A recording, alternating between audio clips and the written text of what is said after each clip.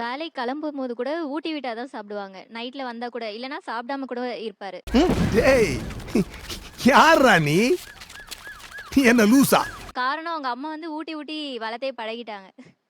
அது வந்து எனக்கு தோணும் என்ன பிள்ளைய வளர்த்துருக்கீங்க. டேய் என்னடா பண்ணி வச்சிருக்கீங்க? இப்ப கல்யாணம் எத்தனை வருஷம் ஆச்சு? 6 வருஷம் ஆயிடுச்சு சார்.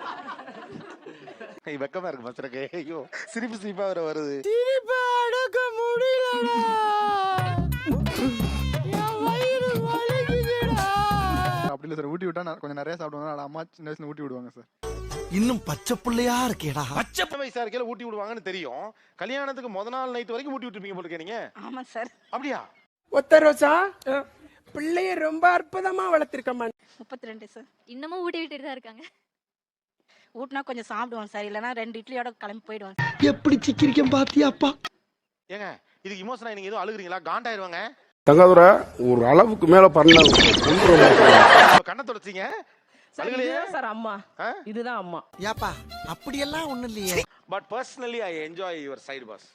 ஏதோ ஒரு அதுல ஒரு நல்ல ஒரு ஸ்பரிசம், ஒரு நல்ல ஒரு ஃபீல் இருக்கு. ஏட்டியா ராமே லைட்டா ஃபுல் வீடியோக்கு ஹேண்டிலுக்கு கீழே லிங்க் இருக்கு, அதை கிளிக் பண்ணி பாருங்க. அப்படியே சேனலை மறக்காம சப்ஸ்கிரைப் பண்ணுங்க.